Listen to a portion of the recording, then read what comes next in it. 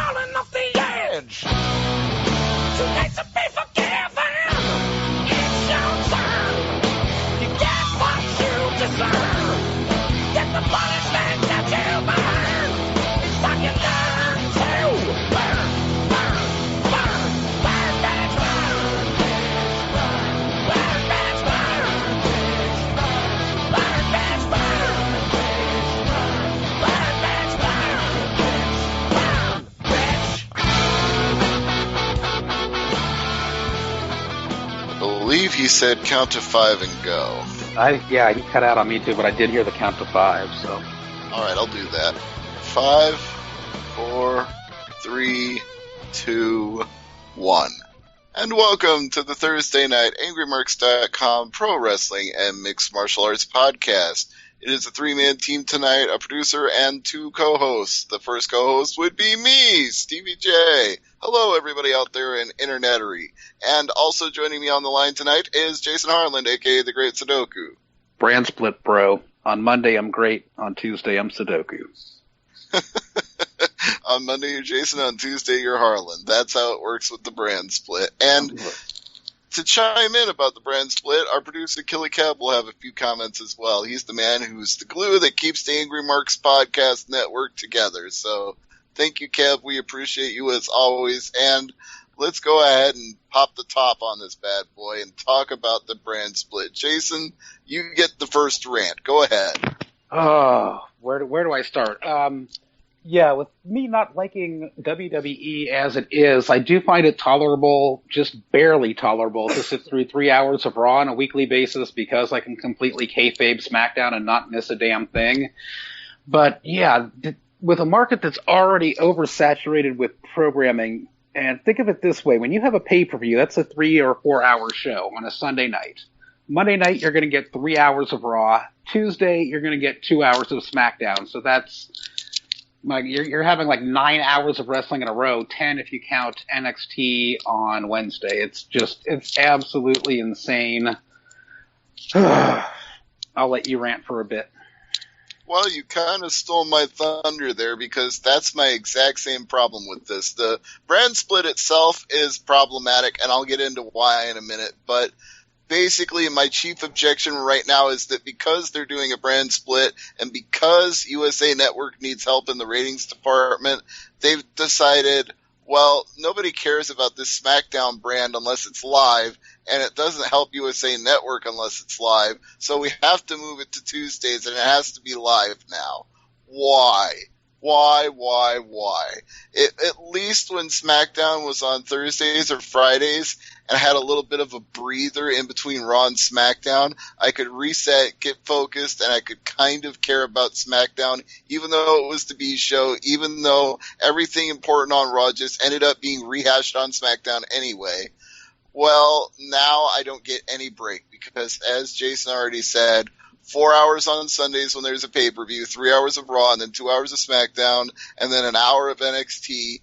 And it's just making me want to tap out on the other 9 hours because there's only 10% of those 10 hours that I'm really into right now, and that's NXT. So I don't feel like I need 10 hours of WWE every week. That more, actually, if you count stuff like Superstars, which, I suppose maybe I'll actually watch more of that now because I'm ready to tap out on the other 9 hours. It's overkill. And this brand split does not mean that it's going to be better. Just because they put a separate roster on Raw and a separate roster on SmackDown doesn't mean I want another 2 hours live on Tuesday that I'm obligated to watch because it's live and everything's breaking at that point and it's supposed to be more important and it's a separate roster.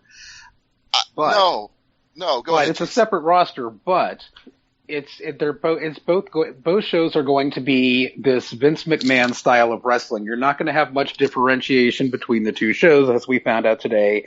Roman Reigns is going to head up one show, and John Cena is going to be heading up the other show. So you've got two shows headed up by people the fans don't really want to see. I mean, I could see doing SmackDown if they did something radically different. Say SmackDown had a different set, different lighting, different camera angles, a different announce style. They used WCW pay-per-view names.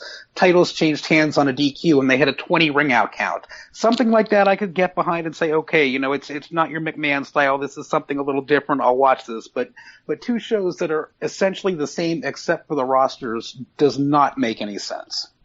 Well, and thank you for bringing up the thing about John Cena and Roman Reigns, because that's one of the key problems when you talk about them being the same Vince McMahon product and the same vision.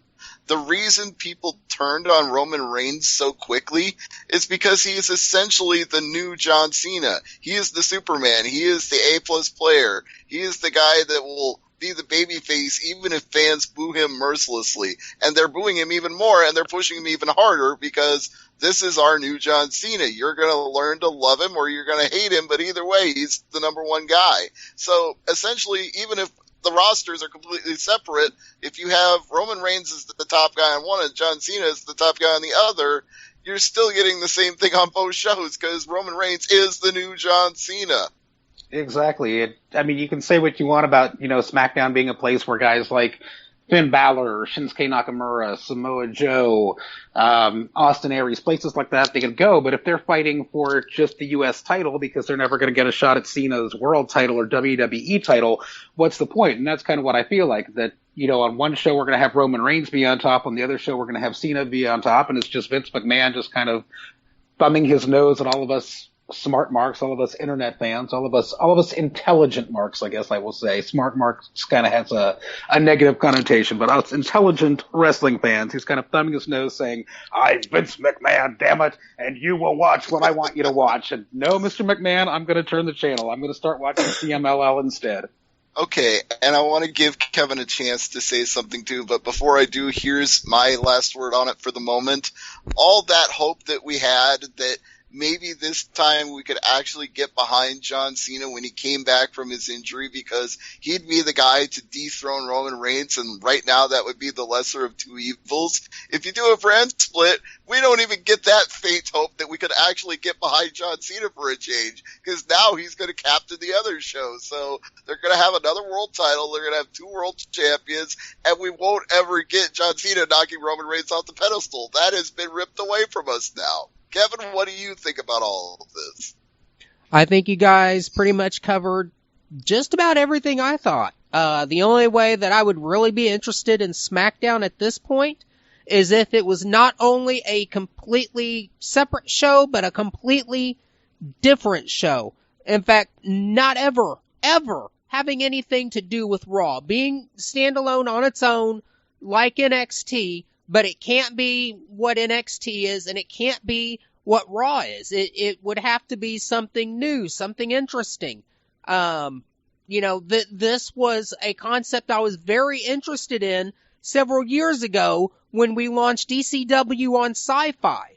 A lot of people bitched that it wasn't the old ECW. Well, that's fine. But it also wasn't the same old WWE product either. It was quite a bit different for quite a while. And I always found that compelling, but, it didn't draw ratings then.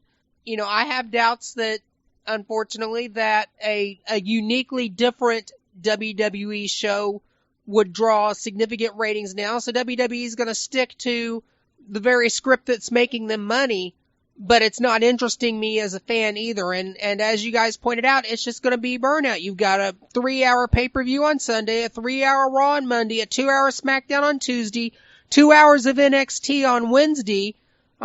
Fuck. No, an hour of NXT, not 2. Mercifully an hour, not 2. That's right, 1 hour. Okay, so 3, 6, 7, 8, 9 hours of programming right there. 10 if you want to throw in the pre-show on the pay-per-view. It just gets tiring, and that doesn't even include any extra content on any night on WWE Network. In 2016, I just can't imagine anybody wanting to give that much of their life to one thing. You know, and maybe this is touch going to on what you said here, Kev. Well, let me just Before you wrap get up. too far on your part here, you're talking about wanting to keep the shows separate and have them be different. One thing that I had wanted to add to that is, yes, and don't do a draft every year. You know, you have your one draft, but that's it. And then you keep your talent on SmackDown and you keep the other talent on Raw, and you have it as two completely separate shows where there's not talent going back and forth except for maybe on WrestleMania. Yeah, exactly. I could agree with that. And, you know, maybe this will work for like the summer. But you start getting back into the fall, you know, Empire comes back on the air, Monday Night Football, Sunday Night Football, Tuesday Night Football, Wednesday Night Football. WWE is just going to get, you know, they're just going to get crushed again, and it's just going to be worth it. And let me just say this, speaking of the talent, what a shitty time to announce this brand split when you just let so much great talent go. I mean, you didn't even release them. They walked away. If you had told that talent that you were going to do this brand split, maybe they would have stayed.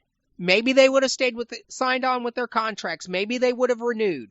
But when your own employees don't even see hope in your product enough to stick around to collect a paycheck, when they're just ready to say, I'm done, I'm moving on. What does that say about your company?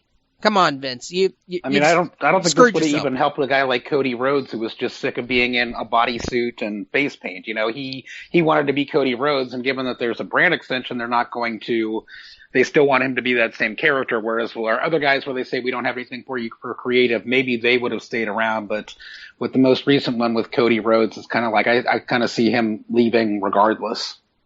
Yeah, he had mentally cashed in at that point. He in that very long rant that he posted in a screenshot on Twitter, he basically had cashed in his chips and said, they're not ever going to give me the chance to be the top guy. I've offered time and again to prove myself. I've paid my dues for 10 years. The writers pretend I don't exist. They have fake conversations on their laptops when I try to talk to them. The one guy's too busy hitting on developmental divas to even listen to me. You know, he basically was torching his bridges on the way out, saying, this is what it's like for me. If you're a bottom of the card guy, this is what it's like for you. I'm done here. And good on him. I mean, you could tell it was kind of, you really couldn't tell it was eating at him, but it's good to hear that it was, because he just kind of shut up and, you know, he knew his role and he was playing a role that he really hated, but wasn't showing it. It's kind of nice to hear, because I always thought Stardust sucked, and it was good to hear him say, you know, Stardust sucked. I wanted to be Cody Rhodes. And I don't know. I think he could end up in New Japan, not on his own merit, but because he is the son of the American Dream. Dusty Rhodes did it. Well, that's exactly what he wants. He wants to go out there and prove himself. He wants to prove that the legacy of the Rhodes name can live on through him, and he's got the great amateur wrestling background to go out there and do all of the things technically that anybody else in New Japan can do, but that WWE never wanted him to do. This is his moment to shine. If he can seize the brass ring, as he said in his rant, he had a whole bag full of brass rings, but he was never allowed to cash them in. Well, by choosing to walk away from WWE, this is his time to cash in those brass rings and really be a star if he can catch on somewhere like New Japan, Ring of Honor, wherever. However, there is a problem here. They granted him a release, but a conditional release. They did not let him go free and clear. He is still, for the duration of whatever the rest of his contract would have been, not able to wrestle for anybody else. He's under the non-compete. And unless he can find some way to bridge that and come to terms with WWE, he still can't wrestle for anybody else. He's free and clear of having to show up for Raw and SmackDown, but he's not free and clear of his non-compete. I have a question on that, Stevie.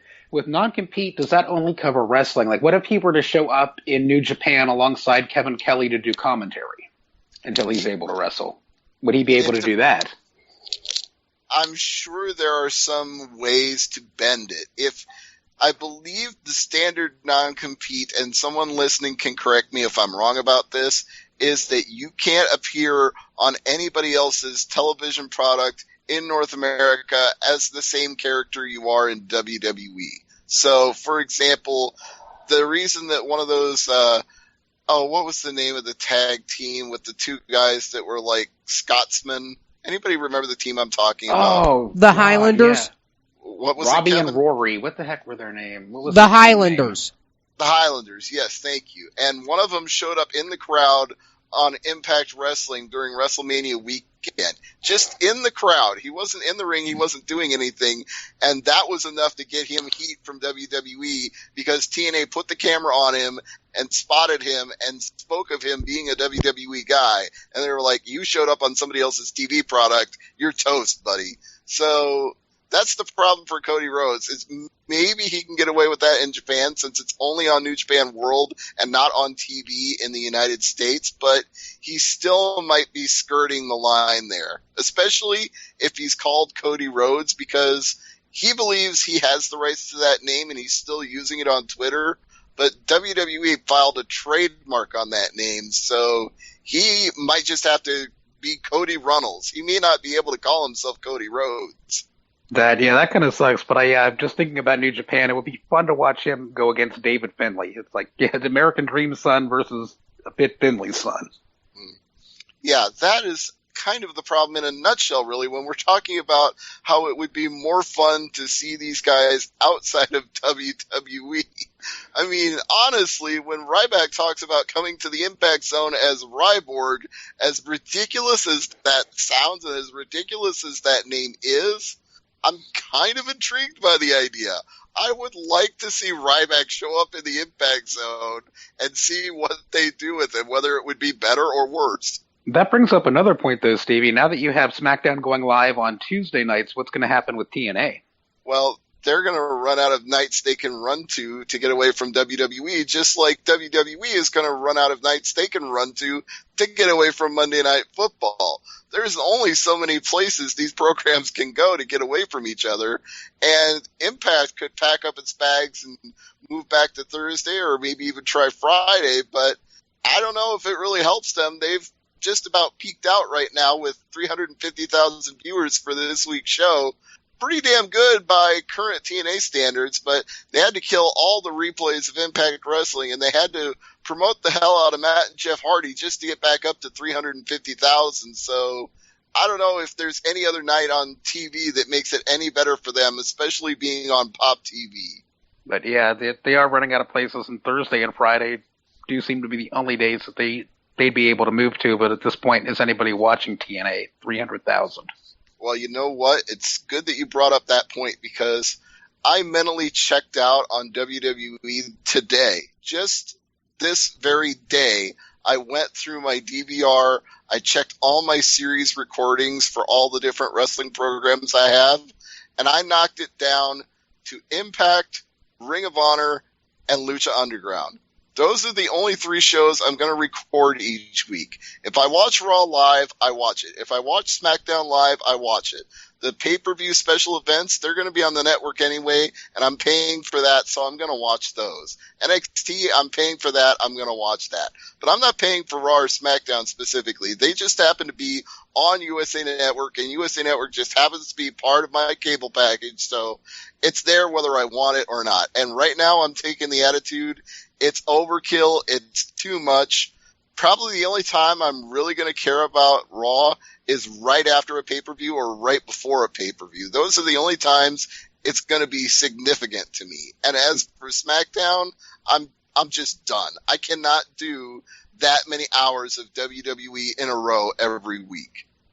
Yeah, I hear you on FM there. I mean, it depends on who gets put on SmackDown too, but for me, I'm tapping out. I'll probably make it to maybe to SummerSlam. I maybe not. I might make it to Money in the Bank and tap out. But for me, it's going to take hearing by word of mouth that, Raw's getting really good, or SmackDown's really good. They're really turning things around. It's going to take me hearing word of mouth to get me to jump back on the WWE bandwagon, because at this point, it's just, I'm done. Yeah, and that's why when you mention Impact and what are they going to do, well, I may be only one of 350,000, and I may be an increasingly shrinking proposition because of that, because they're running out of money and they're running out of time. But for whatever time they've got left, they've got me back. And if they can grow that and they can actually be viable, then more power to them. But I'm ready to give Impact Wrestling some of that attention that I've been pouring into WWE's overload of programming. I'm ready to shift the focus and commit to Impact and Ring of Honor and Lucha Underground. And as I told you guys in our chat discussion, I'm ready to carve out the 999 yen that we talk about every week and not just torrent the show. I don't know that I'm going to be watching New Japan live all of the time, but to have it on demand when I want something on demand, which is why I like WWE Network, because if I do need that fix of WWE, I can get it on demand. I don't have to watch it live. I can go in there, pick something from the library, get my fill, and be done with it. And with New Japan, I would probably enjoy that even more than the WWE Network. So I'm not just going to pay lip service to 999 yen. I'm actually going to commit and give them my money. Put your yen where your mouth is. Yeah, it's worth it to go back and see the shows from the past year, because as soon as you sign up, you can go and check out Wrestle Kingdom 10. You can check out Wrestle Kingdom 9. You can check out the previous, shows that were on there. Like Dominion from last year was a fantastic show. Another good one to check out. And yeah, for some of the bigger shows like Dominion and like Wrestle Kingdom, those are ones you do want to wake up at stupid o'clock for and watch. But yeah, I mean, there's some like Duntaku and, some of the other ones, skipping out on the names. But yeah, it's like for me, I may get back into Lucha Underground, but the thing that I've been finding lately is I'm enjoying the CMLL matches that are put for free on YouTube. So yeah, I'll get a cheap plug out of the way now. Anybody who's interested in CMLL who hasn't seen it before, or even if you had, check them out on YouTube. Yeah, and they do some good stuff, and a lot of guys that are unhappy in AAA end up going to CMLL and vice versa. Unlike, they don't seem to make it as difficult in Mexico. Like, you can't go from Ring of Honor straight to WWE or vice versa because of no competes and all that fun shit. But in Mexico, you can just walk away from AAA and be on CMLL the next week, and vice versa.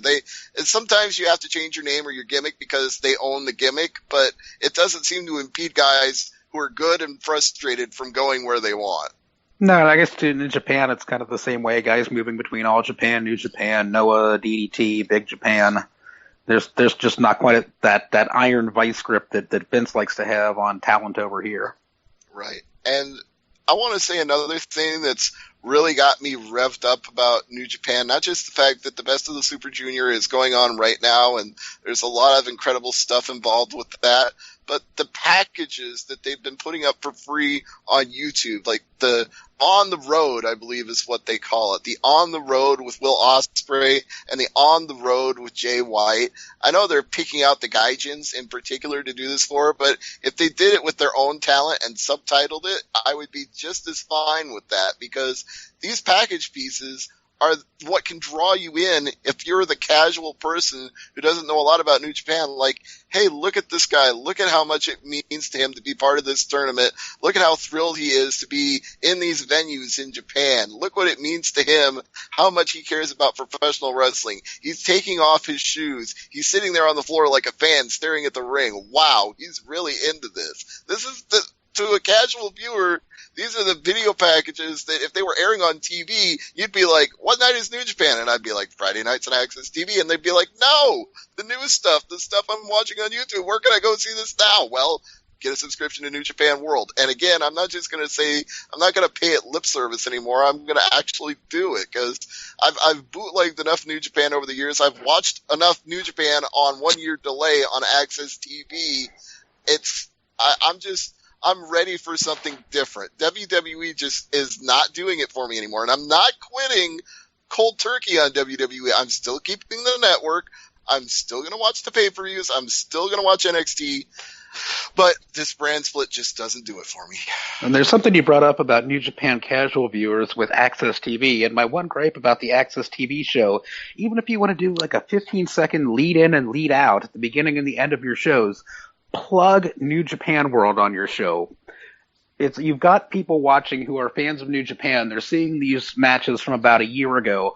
plug New Japan World, even during, or between one of the matches with JR, just have JR throw out a plug for NJPW World, but do something to let the casual fans who aren't diehards, who aren't like me, who are going to go out and find out that there's an NJPW World, but the casual fans who are watching on Access TV, let them know there is a subscription service that they can subscribe to for, roughly less than $10 a month, that you can watch things live as they happen now.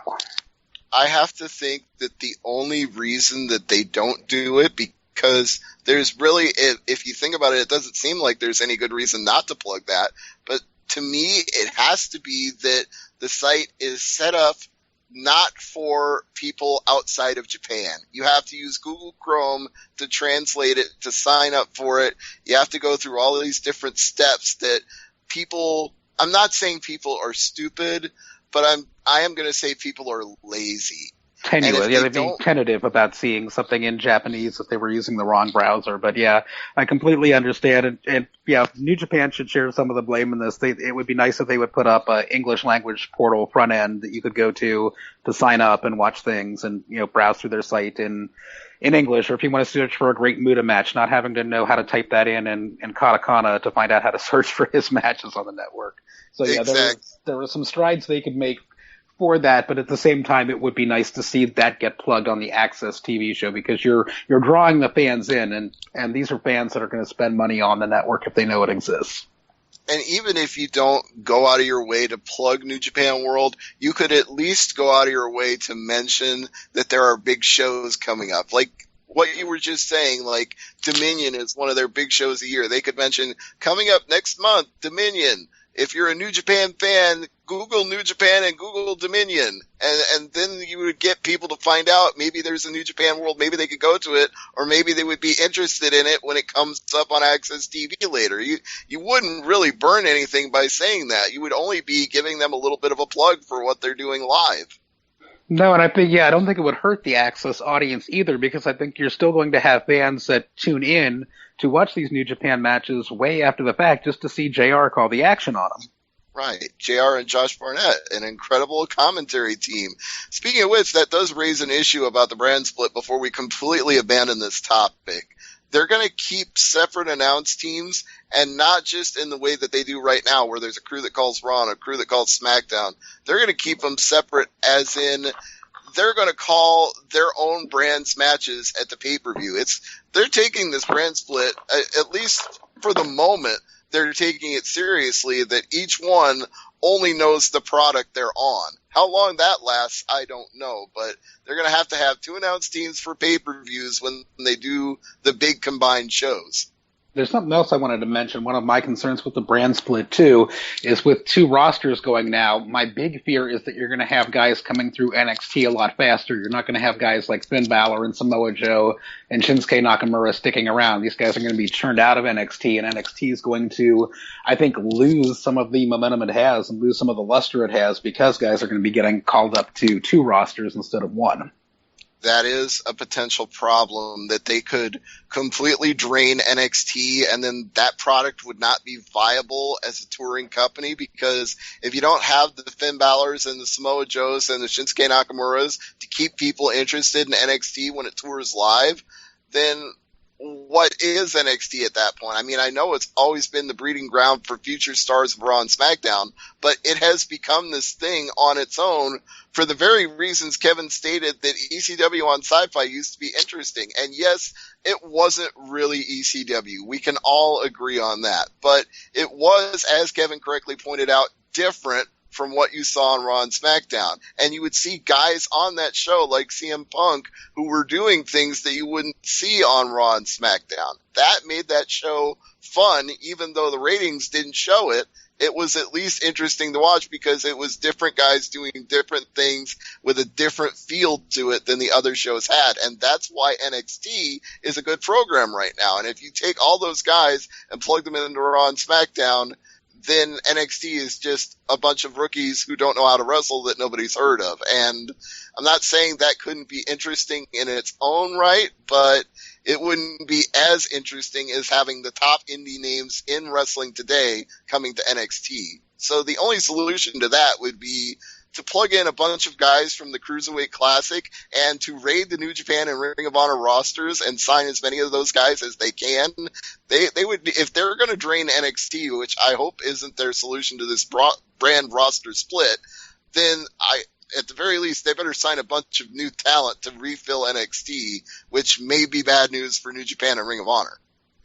And yeah, that was one of the things that had me scratching my head when I heard that Cena and Reigns were going to be heading up both shows. My first thought was, did they not learn anything from the success of NXT? You know, NXT was working because it is so different from what Raw and SmackDown are, from what your typical WWE product are. And if you're just going to make two shows that are essentially the same and ignore a formula that's been working for you, that just seems stupid.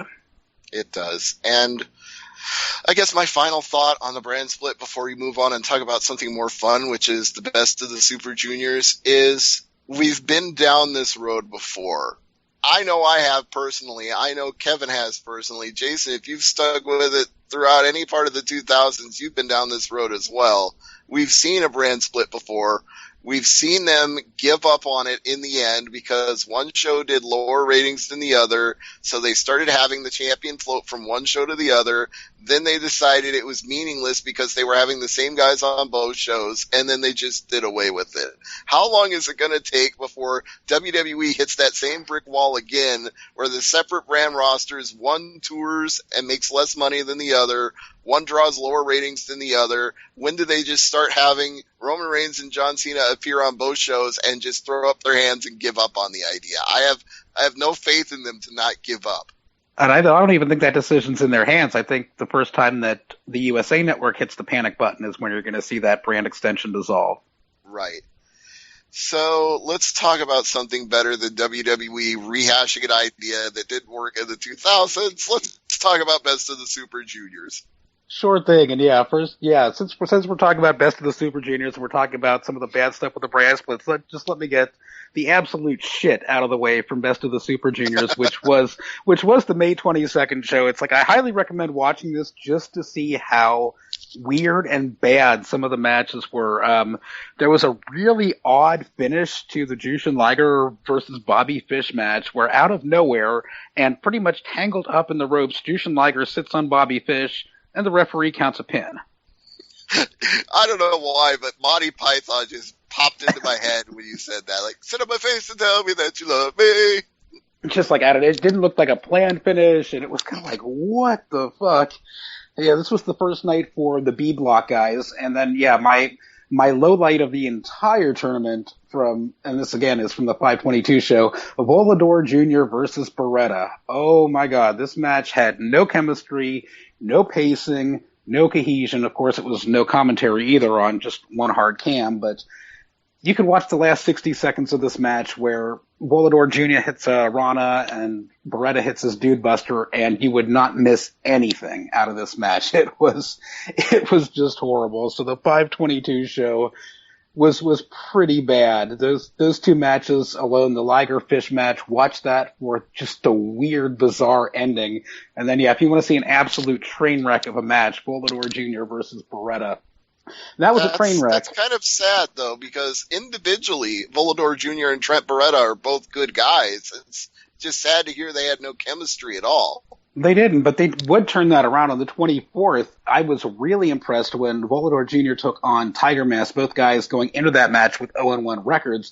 And Volador Jr. was showing me things he did not show me in that Beretta match. I mean, he was getting insane heights. He hit this acai moonsault where it just looked like he defied gravity on this thing. And some of the tope con giro drives that he did. I mean, the height that he got on this, it was like, my God, it's like, this guy gets height even sicker than what was his name? Mascara Dorada when he was in New Japan last year. So it was really cool to see Volador Jr. turn that around and be Volador Jr. And yeah, and then Beretta's match with Will Ospreay, which was the main event of that, was just fantastic as well. Which, yeah, one of the big surprises of the tournament so far is that Will Ospreay has 0 points. Yeah, I did not see that coming. I think we had both picked him to be one of the favorites. I think Abby did as well. Nobody would have suspected him to be at 0 right now at this point. But yeah. There is something going on that we didn't know about that I found out about today from an interview that he did over in the United Kingdom. it seems that Ospreay is working hurt. He's got some nerve damage in his back, and his left foot is going numb, and that doesn't sound good. It doesn't sound like the guy should really even be wrestling at all. So maybe the reason that he has 0 points right now is because they're realizing he's only going to be able to work this tournament, and we can't build any long-term plans for him. We'll see. I mean, yeah, I guess the silver lining to that dark cloud is that he does not show that in the matches. He looks phenomenal in the matches that he's in. Granted, he's lost both of them so far, but he has looked very good. He isn't showing any signs of being hampered, of being injured, so he is able to mask that injury very well, and it's very surprising to see him at 0 points. Yeah, I think he kind of has the AJ Styles thing going on, and I know you said phenomenal and you weren't making a reference to him, but I'm going to make the reference anyway, because AJ, no matter how much he's hurting before a match, when he goes out there for the match, he turns it up a notch and you wouldn't know he was hurt. And I think Ospreay does the same thing. And while we're on the subject of comparing Styles to Ospreay, here's another thing. If you have New Japan World, or if you don't, subscribe it just to watch this. Will Ospreay does a phenomenal forearm spot where in midair he yells, "Cheerio, motherfucker!" Nails the person with a phenomenal forearm. It's great. Absolutely, yeah. To me, that's become one of my highlight moments now of any match AJ has, especially on pay-per-view, is seeing him hit the flying forearm. I know it's not a finisher, but to me it looks good enough to be one. And yeah, Will Ospreay paying homage to that, but also putting his own unique British spin on that, saying the Cheerio motherfucker forearm, I think is what I'm going to start calling it. I don't know if he did that at the WWN show I went to, but if he did, I'm going to get the DVD and watch for that again to see if he says that when he hits the forearm, because I remember he did one at some point. Because he's done this in both of his Block B matches thus far. Let me just run down the standings in Block A and Block B. We're a little less than halfway through. Block A has wrestled 3 matches. Block B has only wrestled 2. Block B's third match set is coming up tomorrow at Stupid O'Clock, which will be live on New Japan World. Yes, 4:30 a.m. Eastern. 5:30. Oh, yeah. 4:30 my time, 5:30 yours. 5:30 Eastern. But yeah, Block A, we have 2 undefeated guys, Kyle O'Reilly and Ryosuke Taguchi, both at 6 points. Below them, Matt Sydal, Rocky Romero at 2-1, both with 4 points. Gato has 2 points. Kushida, surprisingly, only has 2 points. And then with big fat goose eggs in Block A, rounding out the bottom are Bushi and David Finlay, which is kind of to be expected at the bottom of Block A, honestly. Yeah, no shock that those guys are zeros. That's not, I mean, no knock on them. It's just they're not the top draws of this tournament. No, I mean, yeah, I guess what surprises me is, as IWGP Junior Heavyweight Champion, Kushida only has 1 win and 2 losses at this point in the tournament. Yeah, that's a little more shocking to me that Kushida's near the bottom. I suspect by the end he'll get a lot closer. Yeah, I mean, I would expect, Taguchi and Kushida's places to be switched. I wouldn't expect Taguchi to be 3-0 at this point and Kushida to be 1-2. Unless they've got some sort of plan for Taguchi that we weren't aware of. God, I hope not. Please. Just no. You need Abby here right now for that rant, don't you? Yeah. I mean, Ryosuke Taguchi is good at what he does. He's a good comedy wrestler. So is Rocky Romero. They're both in the same block. They wrestled on yesterday's show, which I watched today, and honestly, I was expecting more comedy out of the match. I mean, granted, Taguchi did come to the ring wearing an eye patch, but, that's all he did. Romero did his usual baka, baka, baka spot with Taguchi, calling him an idiot. But, other than that, it was just a typical Taguchi mocking Nakamura, and you had Romero mocking Nakamura, but you didn't have them try to outdo each other mocking Nakamura, which was kind of, I think, a wasted opportunity, and I expect a lot more comedy spots out of the two, but... Yeah, that's true. So didn't quite get it. That's the standings for one block, but did you give the standings for the other? I don't think Not yet, no. We'll go through Block B now. Block B, after 2 matches, we have 3 guys who are undefeated. We have Beretta at 2-0, 4 points. Jushin Liger is also undefeated, as is Ricochet, who has really impressed me. This Ricochet, after his first match, the second match, this is looking like the Ricochet that won the tournament in 2014. Right, and he's got to be. Is looking really good. Yeah, he's got to be the favorite right now. But again, that does leave a sore point that Will Ospreay's at 0.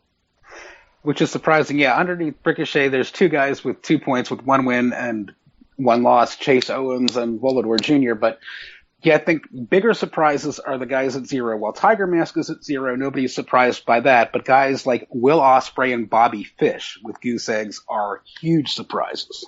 Yeah, and again, I can only say that's going to turn around before the end of the tournament. They're going somewhere with this. It's a story. At least with New Japan, I can get behind that idea. If WWE buries a guy in a tournament and he doesn't get any wins, you just know that he's a bottom card guy. That's all he's ever going to do is look up at the lights. But in New Japan, in a tournament, when somebody has 0 points, that just means they're going to tell a story with it. They're going to be frustrated that they're losing, and they're going to come out there and they're going to really steal the show. Yeah, and one of the things that I had wanted to mention too, paying some homage to Abby here, this was kind of one of her pet peeves in the tournament too, is that in the second match that Chase Owens wrestled, he wrestled Jushin Liger, and we had the sleaze, our sleaze as you like to call them, Red yes. Takahashi accompanied Chase Owens to the ring, and he interfered in the match a lot of times, which doesn't quite sit right with me for a tournament like this. There should be some prestige, and the game should be kind of stepped up. I mean, I'm kind of glad that when Bushi comes out for his matches, you don't see any of the other Los Ingobernables at ringside interfering, but you had Takahashi interfering several times, and then after the match, just kicking the shit out of Liger, and then the Young Lions ended up having to putting Liger on a stretcher and stretcher him to the back after the match. So, yeah. It's just not quite my cup of tea, and Owens just really isn't a good fit for Bullet Club either. Maybe not, but perhaps Bushi needs Los Ingobernables de Japón to interfere in his matches because he's not doing too well. Maybe he could use the help. No, and he hasn't hit the mist either. He tried in his match today, but it did not connect, and that led to his demise in the match too. So yeah, Bushi is not doing so. Who did he face today? Bushi took on Kyle O'Reilly. Yeah, he tried to mist O'Reilly, and O'Reilly just kind of moved out of the way or ducked, and it went over his head, and then O'Reilly just kicked and struck the living hell out of Bushi. Hit him with a brainbuster. Bushi kicked out at 2, and then O'Reilly says, all right, enough of this, slaps on the Armageddon cross arm breaker, and there you go, tapped him out. But yeah, I'd like to see Bushi actually hit somebody with mist in this tournament.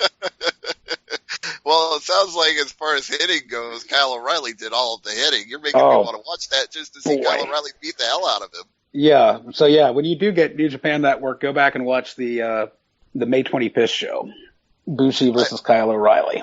I don't know if that was a Freudian slip that you just called it New Japan Network, but it kind of is the best of WWE Network and the best of New Japan World combined together into one glorious whole. Yeah, Freudian slip there, but yeah, we will cover there's an interesting card that's coming up at Stupid O'Clock tomorrow because the Best of the Super Juniors matches are interspersed with multiple man tag matches throughout the card.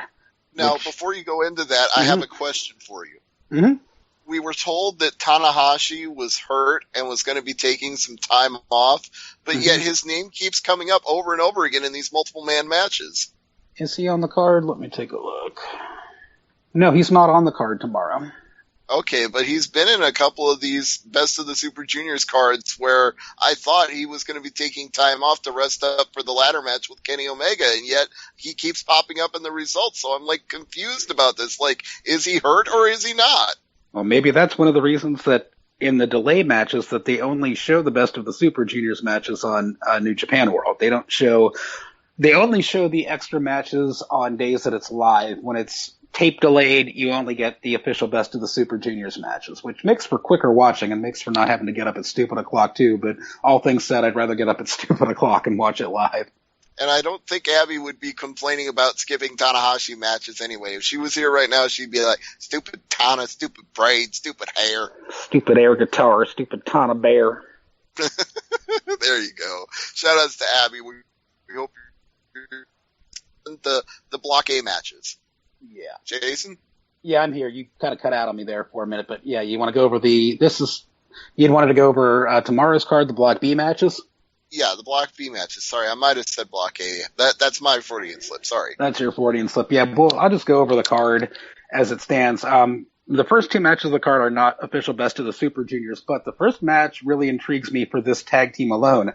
Matt Sydal is teaming with Michael Elgin, and they're taking on the Chaos team of Rocky Romero and Yoshihashi. But you talk about two guys who are just very different in size and stature and very different in the styles in which they wrestle. I am really interested to see this tag team of Matt Sydal and Michael Elgin. You know what I would compare that to? What? El Generico and Kevin Steen. Pretty much, yeah, with the size differential and yeah, one does all the power moves and one does all the high flying. That's pretty much the team you got there. There you go. That's gonna be interesting. And then on the other side you've got Rocky Romero, so I'm looking to be entertained in that opening match. That seems like a good way to open the match, but you're kind of burying Yoshihashi by omission there. He's tacos. I mean, he's the young boy junior or whatever of Chaos. I guess he's slightly higher on the totem pole in my mind than Hiroki Goto, but he's still Yoshihashi. Fair enough. I won't question it. We'll move on. And then we've got a clusterfuck up next. We have a 10-man tag team match that they just kind of threw guys together without any rhyme or reason. I'm guessing Captain Falcon New Japan is one of the 10. He is not in this one, actually. Oh, really? They threw a 10-man clusterfuck together, and he's not in there to look up at the lights. That is shocking. He is not. No, we have Team 1 is Kyle O'Reilly, David Finlay, Manabu Nakanishi, Hiroshi Tenzin, and Yuji Nagata. That's Team 1. Team 2 is Jay White, Juice Robinson, Ryosuke Taguchi, Kushida, and Katsuyori Shibata. Well, all guys interesting on paper, but in a 5-on-5, I don't know. Way too many different styles of wrestling. I guess you've got the story between Nagata and Shibata with the Never Openweight Championship, but other than that, it's rare that you see guys like David Finlay in multiple man tag team matches. Usually you'll see him team with Jay White, but it's odd to see him kind of on the other side of a tag team in a 10-man tag team, but this might be the bathroom match for me. Yeah, and as far as Nagata and Shibata goes, that only matters if one pins the other. Otherwise, it doesn't forward that storyline at all. Unless they're in the ring and they just really beat the hell out of each other, because that happens in New Japan. That's true. They could do a spot in the middle of the match where they both tag in at the same time, go to town on each other, tag out. That at least would further this story. Yeah, the Japanese fans eat that up too, and when one of them will get tagged in, say Shibata gets tagged in, the fans will start chanting for Nagata to be tagged in too. So the fans certainly want to see that, and that's probably the best I could hope to see out of this match. It just reminds me of another one of my gripes with WWE is there's no natural tension in these multiple man matches that they do. They're fun in and of themselves, but they don't ever use them to further anything. Like, you don't see that spot where, with the rare exception of guys like Kevin Owens and Sami Zayn, you don't get the crowd popping for the other guy when their partner tags in that they want to see the other guy tag in too. There's just not enough natural rivalries in WWE. Oh, and we'll get to a little bit about that later on too, after we talk about some New Japan. Because there's definitely some stuff in WWE that I want to kind of trash talk. But first, we're talking about more pleasant things to the Super Juniors tournament. And we do have two Super Juniors Block B matches in a row before we get some more multiple man tag action. First match is Tiger Mask versus Chase Owens, and I see Owens winning because Tiger Mask. I don't really need a reason other than that, just because Tiger Mask. All right, I won't argue with that. More interesting match. Next, we have Bobby Fish versus Beretta, and Fish, please pick up your first win here. Yeah, it doesn't sound like Trent Beretta is doing anything that merits him going over Bobby Fish at this point. No, I was unimpressed with his match against Volador Jr., and he really didn't burn the barn down. What was his second match? Let's take a look at the 24th card. Who did Beretta face in that one? Will Ospreay. It was a good match, but it was mostly Ospreay, even though Ospreay ended up losing. So it was more an injured Will Ospreay showing off what he could do than what Beretta has shown he could do until the end when he hit the Dude Buster. So, yeah. I haven't been really impressed with Beretta. Maybe he'll shine in this match, but even so, I'd like to see him shine in the match and Bobby Fish pick up his first win. I Best agree. of both worlds. Then we move on, and this is where we have Captain fucking New Japan. He's in a 6-man tag. We have Captain fucking New Japan and his bedroom buddy Yoshitatsu, the Bullet Club Hunters. They're teaming with Satoshi Kojima, taking on Sleaze, Bad Luck Fale, and Kenny Omega.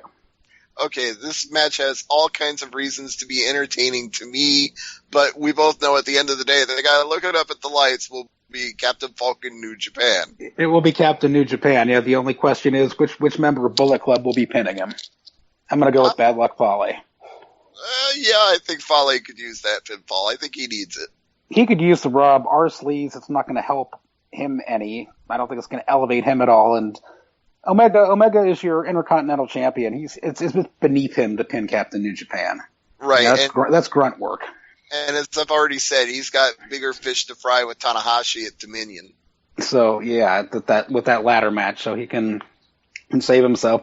After that, we've got an 8-man tag team match. Hooray! We have Chaos, Gato, Tomohiro Ishii, Hiroki Goto, and the Rainmaker, Kazuchika Okada, taking on Los Ingobernables de Japón, all of them. Bushi, Evil, Sonata, and Naito. This should be a good match. You got stable against stable, and you've got pretty much the A team for Chaos, and you've got all 4 members of Los Ingobernables de Japón. I don't know who I pick in this one though. This is a tough one. This one's kind of splitting it down the middle. I'll go with the Ingobernables. I will go with Chaos just because the Booker's in the match, and he's going to book his team to win. See, that's what I think is the reason Ingobernables will win, because the Booker wouldn't put himself over. This is not Mid-South Wrestling. This is not the guy calling his own shots because he's in charge of the promotion or the son of the promoter. Yeah, we'll see. Maybe. If there's any kind of sense of rightness in New Japan, they'll kick Goto out of Chaos because he just doesn't belong. Actually, I think a better example of what I was saying, Bill Watts was probably too old to be putting himself over in the ring in Mid-South's heyday. So maybe Vern Gagne, even though he was too old too, I definitely know he was doing it in AWA. Yeah, a little sidebar here. I just don't get what the appeal of Bill Watts as a wrestler was. I only saw him at the end of his career in the Mid-South stuff and in the UWF stuff, and it was like, I don't get it. He wasn't entertaining. He kind of reminded me of Sergeant Slaughter. Yeah, kind of a lesser Slaughter, actually. It's just kind of like the same physique, the same, punch and stomp type offense, and it was like, just isn't entertaining. Another sidebar, since you brought up Slaughter's name, consistently my favorite part of WWE is whenever Slaughter or Vince McMahon is basically playing themselves. There's just a great 1-minute segment of the most recent episode where Slaughter is leading a team of campers into the woods to teach them about life, and Big Show doesn't want to get on the boat because he's probably afraid he'll capsize the whole thing, and so Sergeant Slaughter just keeps barking at him. You maggot, you puke, you slime, and Big Show's taking so long to get on the boat that Slaughter starts running out of things to call him. I'll have to catch that show sometime. I'll have to see if I can torrent that. It's good for a chuckle. I mean, if you're going to pick out things to watch on WWE Network that are good for a laugh, that and the Edge and Christian show are 2 that do it for me. Cool. But anyway, back to Best of the Super Juniors. Sorry no problem at all. It's something I wanted to get off my chest for a while there. But yeah, finishing off the show, we have the remaining 2 Block B matches for Best of the Super Juniors. We have Jushin Thunder Liger taking on Volador Jr. That should be an interesting match. Now, I would expect that at this point, with Volador needing all the help he could get, he could probably take the pin here and pin Liger. I would think Volador Jr. is going to go over Liger. I think because Liger just had a program with Kushida and lost, they're not going to try to elevate him and push him again. But yeah, it's kind of like a passing of the torch. And yeah, I want to see Volador Jr. get some more insane height on his high spots like he did in his last match. So I'm thinking Volador Jr. is going to win this one, and I'm pulling for Volador Jr. to win it too. And watch us both be surprised when Liger gets the pin. Like, damn you, Liger. And our final match of the card. Final match, this should be a dandy. Ricochet takes on Will Ospreay. Damn, can I just pick both of them to win? I'm going to need a cigarette after that match, and I don't even smoke. I'm going to need a shot of whiskey, and I don't even have any whiskey. I will not need any Nikolai vodka for this match, however. No, you won't need inebriation. It'll be good enough that you won't have to drink anything to get through it. Yeah, unfortunately, I don't see Ospreay winning this. I see Ricochet winning, and I see Ospreay's losing streak, his winless streak, continuing. Well, again, I can only say that I would agree with you on that because I have faith in New Japan to make a losing streak mean something. They will actually do something with it if Ospreay loses again and have him just go completely nuts after this. Yeah, because he has been kind of, fan-friendly, with coming into the ring with a Union Jack flag as a cape and with this ring entrance robe with tails on it, and it just looks, very, very regal. Not William Regal, but very royal, that sort of thing. So yeah, I'd like to see him kind of, snap. I'd like to see him, lose 3 in a row and then just snap and just go full-on heel. Well, again, to further that idea, if you've been watching the On the Roads with him that are on New Japan's YouTube channel, everything he's done so far has been how honored he is, how much respect he has, going around shaking everybody's hand, shaking Okada's hand, thanking him so much for the opportunity, all this respect he's showing, and that's got to be leading somewhere, that he's showing all this respect and doing things the right way and being such a huge baby face, and he's getting 0 points. I have faith in New Japan to make this matter. I have way more faith in them than I do WWE. If they gave Sami Zayn a losing streak, they might pay it off in NXT. They wouldn't pay it off on Raw. And New Japan, they give Ospreay a losing streak, they're definitely going to pay it off. Yeah, I have a lot more faith in them to pay that off than I would with WWE, although a losing streak in New Japan is a lot better than 50-50 booking in WWE. That's true. You can go out there and have a fantastic fucking match and lose, as we've seen from Finlay and White. So it's not like it's a bad thing if you lose in Japan, because at least you're getting to go out there and do some great shit. And look strong, and then every once in a while they'll throw the two of them against each other, so one of them has to win. And that ends up being Jay White, but sorry, David Finlay, but yeah. Oh, yeah. Oh, well. But it is so much better than 50-50 booking, it works so much better. It's one of these things that I feel like I'm almost beating a dead horse by saying, but there's just this feeling of respect in New Japan that just doesn't exist in WWE. Like, even the guys who look up at the lights in New Japan are more respected because of the culture there than the guys who do jobs are here. Well, everybody not named Captain New Japan. Yeah, but I bet you if Captain New Japan went out on the street in his attire, people would still stop and take pictures with him and bow to him and be respectful to him. If Heath Slater was trying to go through the airport with his bags, people would knock him over every which way but loose. Yeah, point taken. Although that would be surreal to see on the streets of Japan, Captain New Japan walking around in his bodysuit and mask. Have I just come up with a segment for them for YouTube? I mean, let's go ahead and put the camera on him and do that. Just follow him around. That would be great. It's like we should have an Angry Marks division of programming for New Japan World. Because Abby thought it'd be fun to follow Nagata and Nakanishi around just yelling at people to get off their lawn. Exactly. So yeah, we could add to that Captain New Japan walking around. Yeah, and I want to see him go into the octopus ball stand. I forget the actual Japanese word for that, but I want to just see people marking out like, "Oh, it's Captain New Japan," and he's just trying to get some octopus balls, and they're all freaking out on him. Captain New Japan goes to the 99 yen store to buy Evil's props. Yeah, the inflatable Big Bird or whatever it was that he wore. That was Taguchi. Yeah, Evil's got the dollar store sky. You're right. That was Taguchi. Yeah, Taguchi, yeah. If you haven't seen this, check out the first night from Best of the Super Juniors where Abby and I talked about this on the first night that we did the podcast. But yeah, he comes to the ring with a big bird Mylar balloon on his head playing a recorder. There are just no words other than Taguchi. Oh, yes. But that's part of the reason it makes New Japan great is because a guy that does this in WWE would be buried for life, and a guy in New Japan can do this and still be a top guy in New Japan. He can still be relevant. Yeah, and they seem to have some faith in him, and they let him the first night work a non-comedy and non-ass-based offense match, which was refreshing to see. He's kind of gotten back to the comedy and gotten back to the ass bumps since then, which is a bit disheartening, but maybe if he makes it further in the tournament, I don't want to see him make the finals, but if he should make the finals, I'd like to see, kind of a throwback to that first night where he's not using the ass bumps and he's not working a comedy style, he's just working a junior heavyweight style match. Yeah, kind of like every once in a while when Santino was the Intercontinental Champion, they would throw him a bone and be like, okay, you don't have to do comedy in this match. Go out there and actually work like a wrestler. Exactly. So before we wrap this up, Jason, I know you said you had another WWE rant in you when I started talking about how there weren't natural rivalries where the fans would pop to see a guy get in there with another guy other than Owens and Zayn.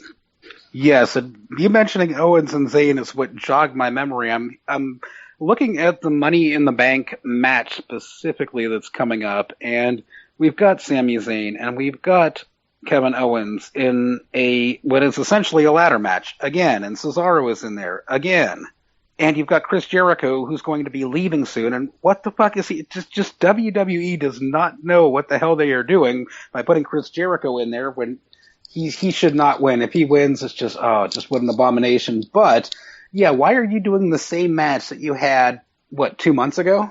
Yeah, it does feel like they're rehashing WrestleMania in a lot of respects, but that's part of the problem with putting a Money in the Bank match on WrestleMania and then having a pay-per-view called Money in the Bank is that you're kind of burning the candle at both ends because they're only going to be 2 months apart.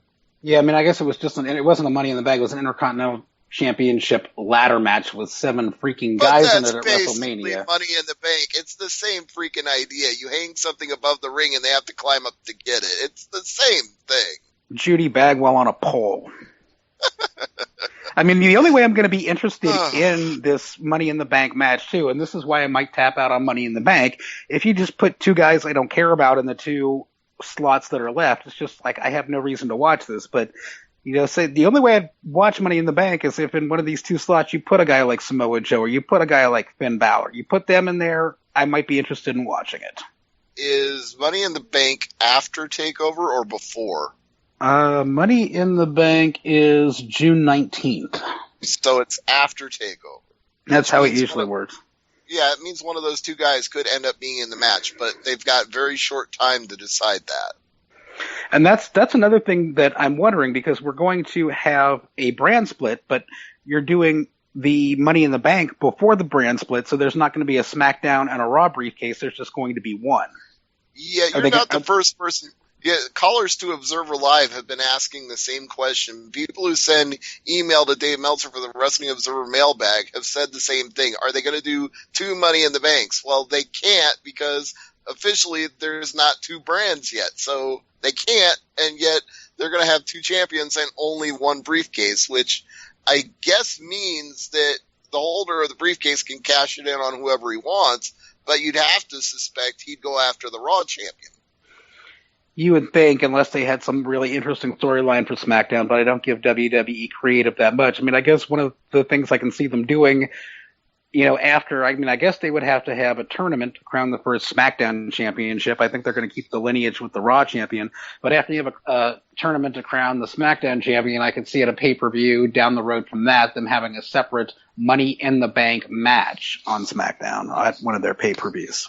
Maybe so, but you raise a point that was discussed on Facebook.com/AngryMarks today, was how they would even crown a champion for SmackDown in the first place. And I don't have any faith for them to actually do something where they crown a champion. I feel like they're going to take the approach that they did with Triple H and say, here's a belt, champ, take it. Oh, that would be bad too. And I mean, I'll tell you one thing that I wouldn't mind too, because SmackDown is always going to be that B show. I wouldn't mind if there wasn't a world champion. If say the U.S. title was your top singles title on that show, so be it. Let that title be elevated, and let the people competing for that title be elevated as well. And again, you're giving them too much credit to actually care that much about the U.S. title to elevate it as being underneath the world title. The best you're going to get with that is they're going to put the U.S. title on one show and the IC title on the other show. That's as close to respect for either of those titles as you'll get. Yeah, I figured they're going to do that. They'll have IC on one and the US on the other. But yeah, unfortunately, I think they're probably going to bring back the big gold belt. They probably will. But to wrap this up, any thoughts on Extreme Rules? Let's take a look at Extreme Rules. I'll go through it. Let's see. Baron Corbin and Dolph Ziggler. I just don't like looking at Baron Corbin's frowny face belly. That's just disturbing. I was glad that the club went over the Usos because the Usos are one of the least over, if not the least over, tag team in the WWE right now. I'm kind of glad that Rusev won the title. He needed to, but I'm just not that invested or interested in Rusev. It's like, okay, great, you've got a more credible champion now, but I don't really care. The New Day won, hooray. It was like, yeah, it's like I like to watch them for comedy spots, and the Vaudevillains are good in their own right. It was just kind of It was just kind of meh.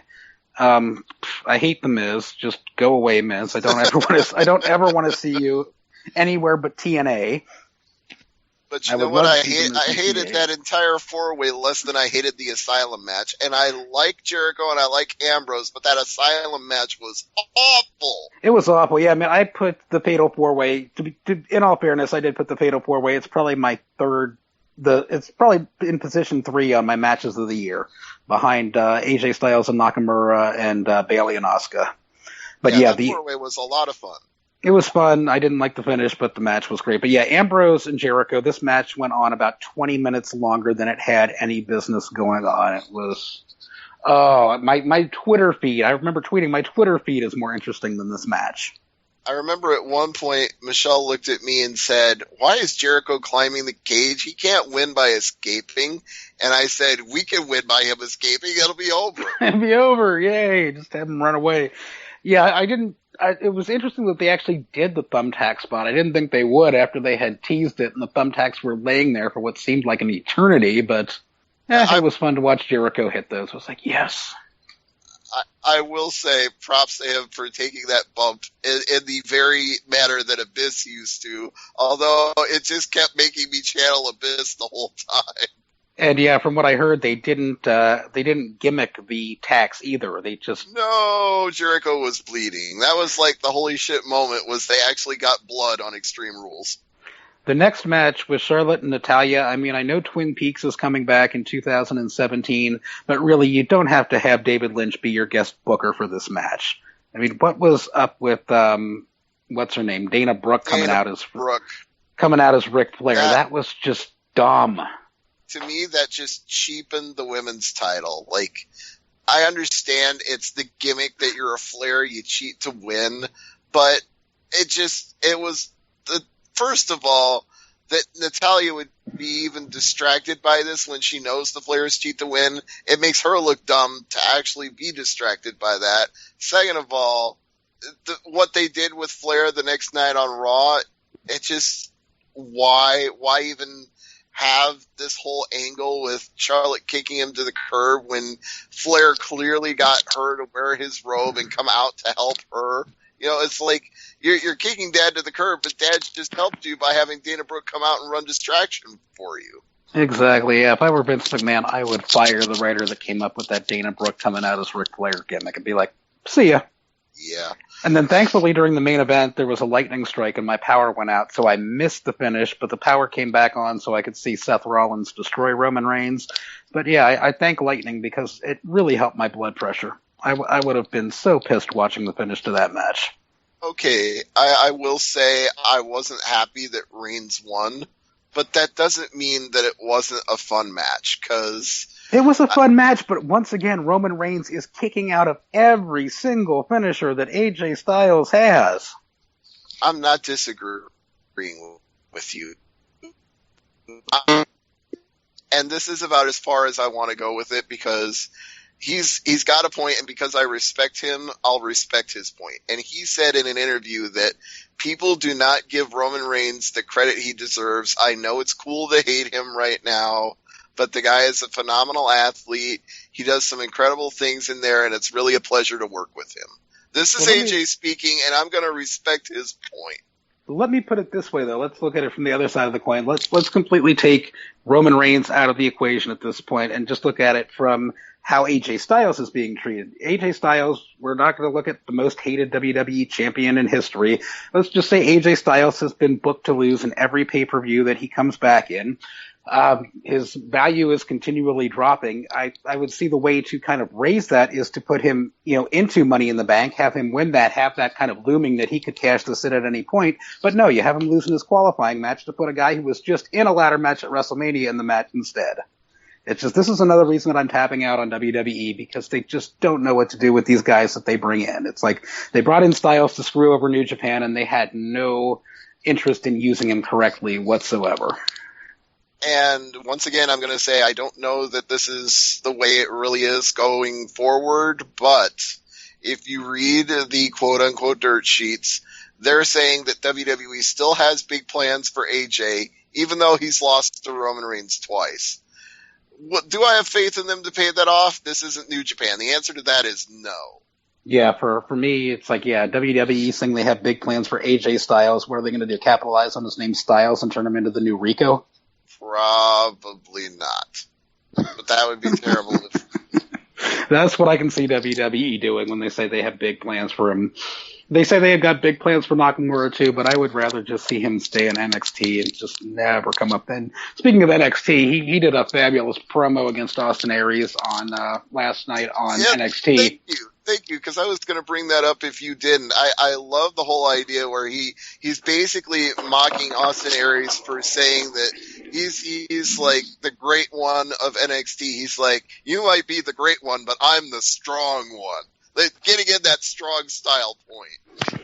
Which was nice, and it was also great to have him just come out and he just starts speaking Japanese and then catches himself and he goes, oh, that's right, you don't speak Japanese, do you? Like, yes. If there was one guy on the roster I would have thought maybe he would be fluent in a little Japanese, it would probably be Austin Aries. I would actually believe that. That'd be interesting to see them go back and forth in Japanese if he did know it. But yeah, it was just funny for him to be like, oh yeah, guess what? I can speak English. And here it is. Mm-hmm. Yeah, and I like the little Hadouken kind of fireball he did with his hands at the end too. Yeah, that was kind of funny too. That was interesting to see. And yeah, it's one of those things where he doesn't have to speak the greatest English in the world. I mean, if he speaks passable English with the way he wrestles, the fans are just going to eat him up anyway. Yeah, that's kind of where they're going with La Sombra too, is like, this guy doesn't have to be fluent in English, but we all know he can speak English pretty well, and if they use him to his full potential in NXT, then he's going to get over like Rover, because he speaks enough English that people will get behind it.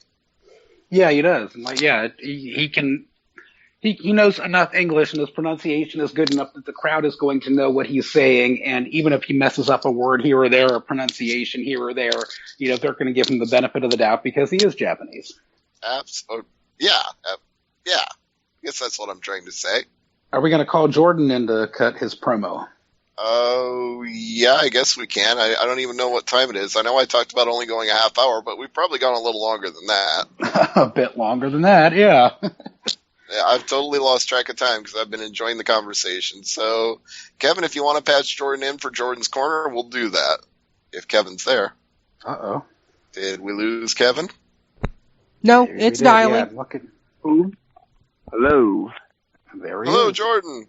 Jordan Garver is here. Now, I apologize, everyone, in the delay. My apologies, because Skype has done it again. Skype keeps striking us innocent podcasters, and I want to confront the Swedish creator, Nicholas Zenström, Janice Fries, Antti Hania, Prit Kasalu, and Jan Talan. All of you people are idiots because you don't know how to work a website. I'm not going to say that because Skype is the lifeblood of our program, so the opinions of Jordan are entirely his own. They have to understand what Angry Marks is and how popular it is, and that they can't screw around calling in, whether it's me, the legendary Jason Harland, the Wrestling Observer's Stevie J, or our great producer Killer Kev, because you have to understand, Skype, that people have things to do, And if you delayed every show, that shows the unprofessionalism on your end. Besides that, though, how is everybody doing today on AngryMarks.com, listening from around the world? And, of course, one of my favorite panels in all of professional wrestling, the Angry Marks Podcast Network crew. How are you guys doing today? We're doing good, Jordan. We just had a fine discussion of all things New Japan and WWE, and now it's time for Jordan's Corner. So let me start it off by asking your thoughts on the brand split, since Kevin and Jason and I have already given our thoughts. Well, you know, look at this brand split. This is one of the things that WWE is doing correctly. This is something that's very exciting because don't you guys remember when WWE had Raw and SmackDown? It was so much more fun to watch. At least I thought so. And then after the whole little Super Show bullshit, it kind of looked pretty stupid.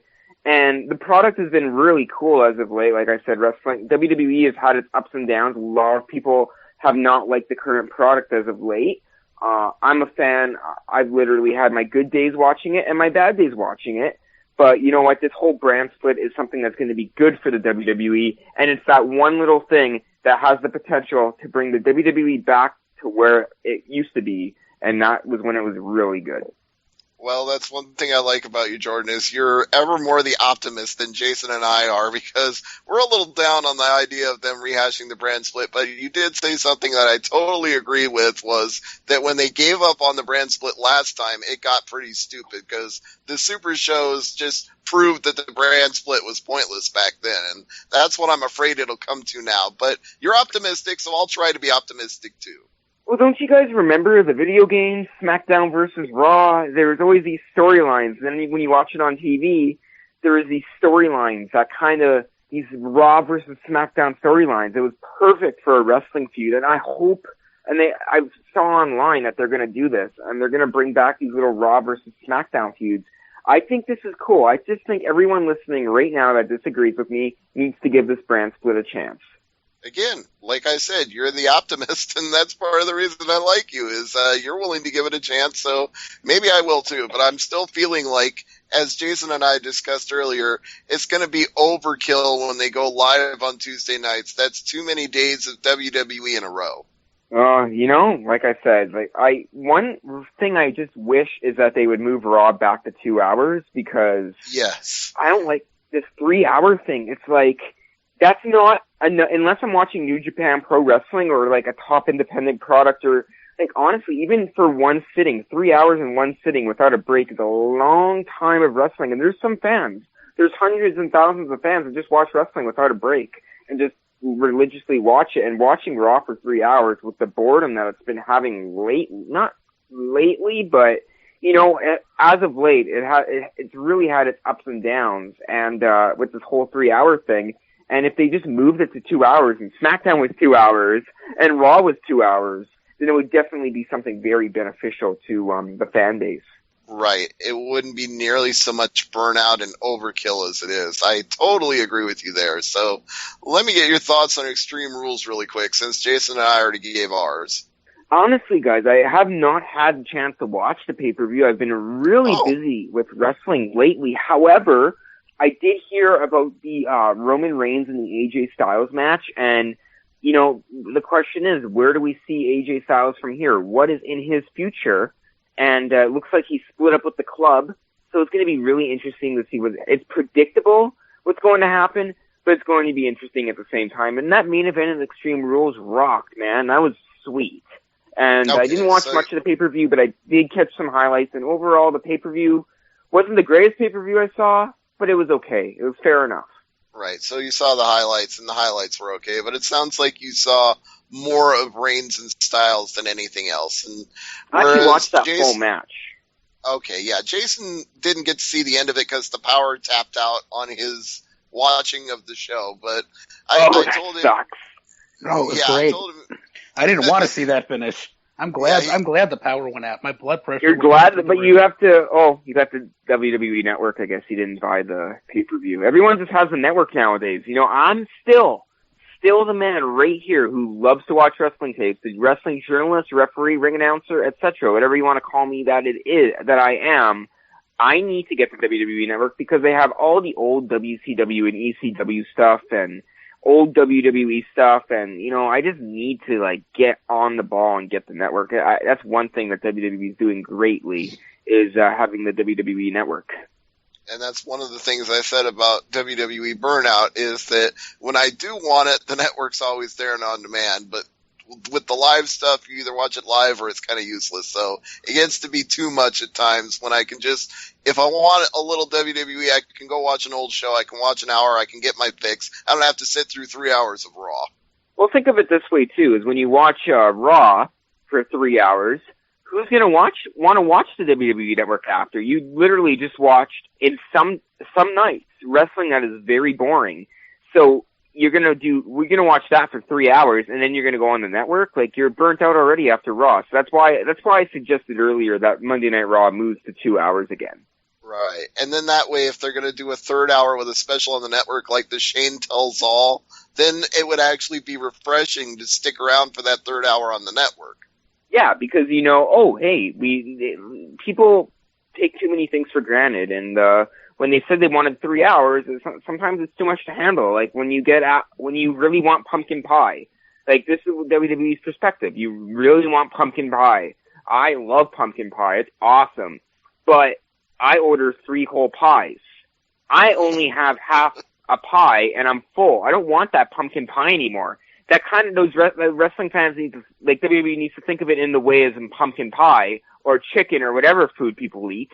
Like, if you have 2 hours watch 2 hours of Monday Night Raw, sometimes you're full. You don't want to watch more wrestling. And I'm not gonna keep reiterating my points, but you guys kind of get my gist.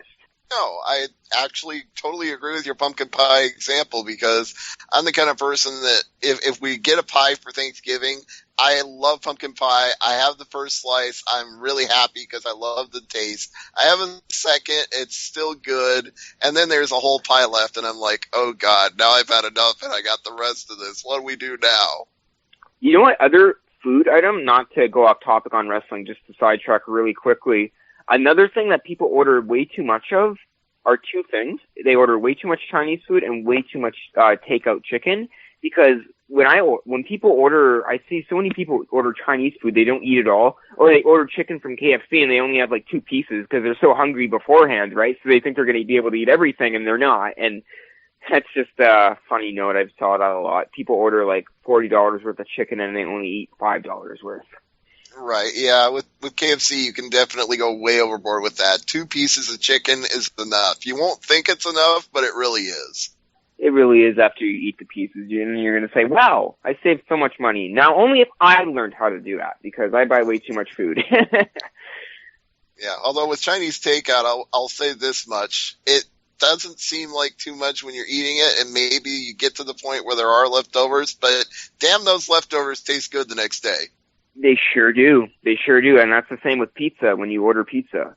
Yeah, some things are just even better the next day, and Chinese takeout and pizza are 2 of those things. But I'll just go ahead and go to whatever's going on in your territory, Jordan. What's new in the world of wrestling in Winnipeg right now? Man, there's a lot of great stuff of wrestling in Winnipeg. Jordan Garber's making more of a name for himself in Winnipeg wrestling, joining CWE Wrestling as he has his weekly show on CWE Canada's YouTube channel. The show is called The Snake Pit. Check out the latest episode of CWE Adrenaline. Go on cwecanada.ca. There is going to be a link to their YouTube channel. Go to their YouTube channel. Check out the last episode of CWE Adrenaline. It features Colt Cabana going against Rob Stardom in the main event. And, of course, it features Jordan J. Garber in the new Zubaz commercial. I hope you guys got your pair. And some upcoming shows, if you guys don't mind me announcing. Got to spread the word here, because I'm sure we definitely do have some listeners from Winnipeg and Ontario. CWE presents Back to the Future in Winnipeg, featuring Angry Marks interviewee, Kazarian, Ring of Honor star, Silas Young, who you're going to be hearing on Jordan Garber now on June the 1st. And, of course, Ring of Honor top prospect Leo Rush and Ring of Honor star Jason Kincaid. Check out the action tomorrow at 6:30 p.m. Central in Winnipeg, Manitoba, Canada. The following day, you can see me live as well in Thunder Bay, Ontario, as the tour continues that as well on Saturday at the West Thunder Bay Community Center. And then on Sunday, we're in Fort William First Nation for the Back to the Future tour. And you know what? They're finishing off this tour. It's been a really successful tour. I don't know if you've been on a wrestling tour before, Stevie, but being on the road for 2 weeks is definitely a challenge. But CWE always does it, and they always does it right. So check out cwecanada.ca and attend their upcoming events if you are in the area. As well, follow me on Twitter at Jordan J. Garber. Coming back very soon is Jordan Garber's World on AngryMarks.com. Same format as the VOC Nation program, but like I said, more interviews as well. A lot of stuff coming up for Jordan Garber. That's why I have less showtime. I felt bad because, I work till 8, but it's like, you know what? That's okay. As long as I'm on Thursday night AMP every week, which you guys should continue to check out as well. Sorry for the Santa's list of plugs, guys. I do apologize, but I hope I have a lot going on, and it's great to get involved and just keep living your dreams, because honestly, that's kind of what it's like for me right now. You watch wrestling as a kid, and you're like, I remember. I'm sorry to go on to story mode, guys, but when I was a kid, I was like 13 years old, I watched wrestling, and I went on Wikipedia or something. I Googled wrestlers to meet in your area. I always wanted to meet a pro wrestler when I was a kid. I was like 14 years old, I always wanted to meet a wrestler. And then I went to my first event, and now I'm like hanging out with some of the top stars in independent wrestling and interviewing some of the greatest in the sport. So, it's definitely an honor to continue to be involved with this amazing business and, of course, on AngryMarks.com. So thanks for having me again on for another week of Jordan's Corner. I got a question, right, Jordan. I think CWE is missing a big opportunity. They're running a show called Back to the Future, but neither Alex Shelley nor Kushida is on the show. I know. That's a very good point. But you know what? Never say never when it comes to CWE Wrestling and the stars they bring in. And I wanted to actually, you bring up Alex Shelley from TNA. The next tour, which you can keep tuned on cwecanada.ca if you're in the Canada area, will feature former world champion Ethan Carter III. Now, that's not too bad of a replacement, is it, for the next tour, Jason? If you're a TNA fan. I like Ethan Carter III. He's a good wrestler. Former WWE star as well, Derek Bateman. You guys probably talked to him. He's not very often we can make this statement, but in this case, it's an accurate statement. He's a bigger star in TNA than he was in WWE. Oh, way bigger star in TNA. In TNA, he was actually a very good heel. He got a lot of good heat. And he's actually doing some interesting things now as a babyface. So I don't want to delve too much into that because you were kind of at a natural point where you were wrapping up. But I want to say, Jordan, as always, your enthusiastic, infectious pro wrestling love, it just rubs off on me. And that's why I'm always glad when you're here. So thanks for stopping by for another edition of Jordan's Corner. Not a problem. You guys can see me, or not see me, you guys can hear me every Thursday night at around 8:50 p.m. Central. For Jordan's Corner, I talk about wrestling and what's going on with Jordan Garber. So thank you very much once again, guys, for having me on. I appreciate it. Our pleasure. We'll catch you again next week. See you guys next week. Have a good night. You too. And, of course, everybody go to CWEcanada.ca to see Jordan's interviews on the Snake Pit on CWE shows. So I guess we're kind of in the cheap plug mode right now. So, Jason, what are your cheap plugs? Before I get to my plugs, one question I had for you, because you do pay for the WWE Network, and with their network events and pay-per-views, do you ever find the commentary getting so bad that you put on the Spanish broadcast team?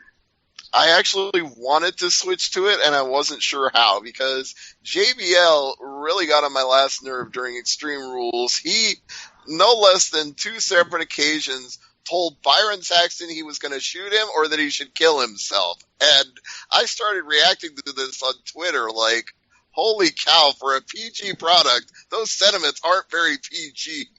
They're not. It was just bad commentary from beginning to end. And yeah, I don't like JBL.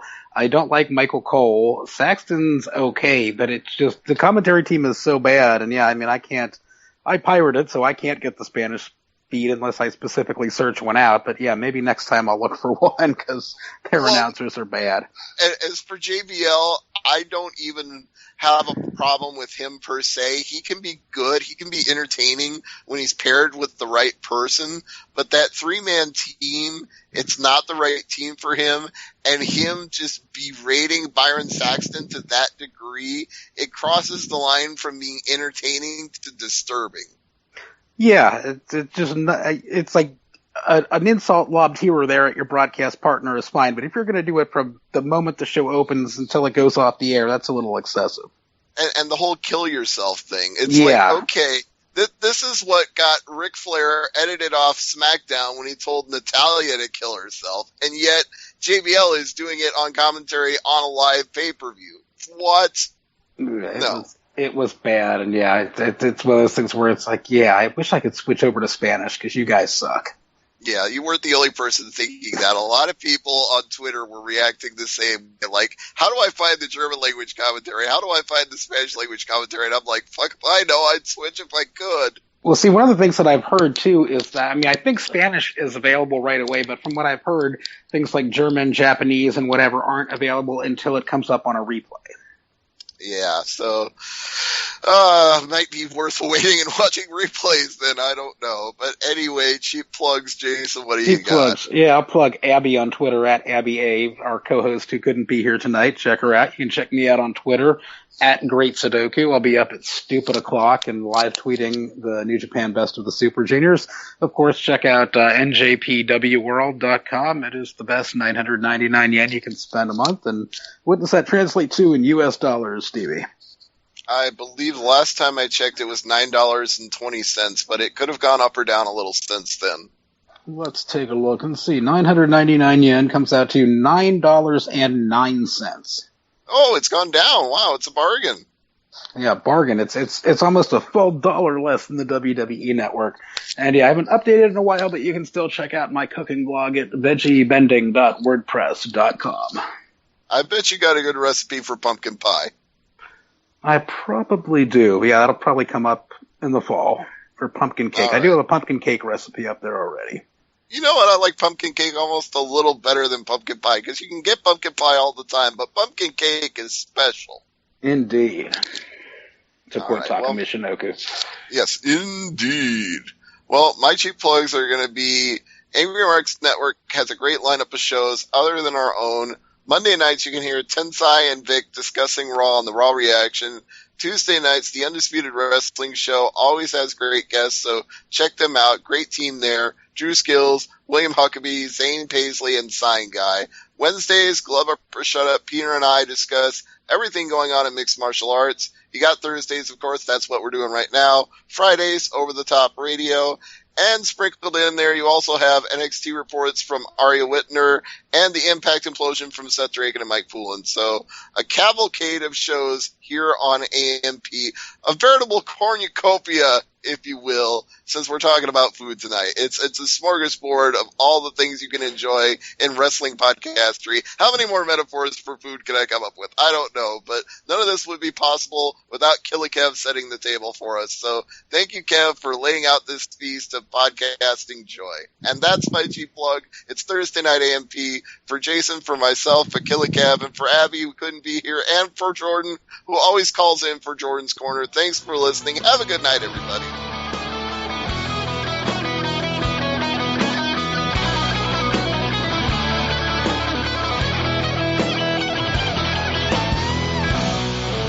You took it to the limit. Now you're falling off the edge.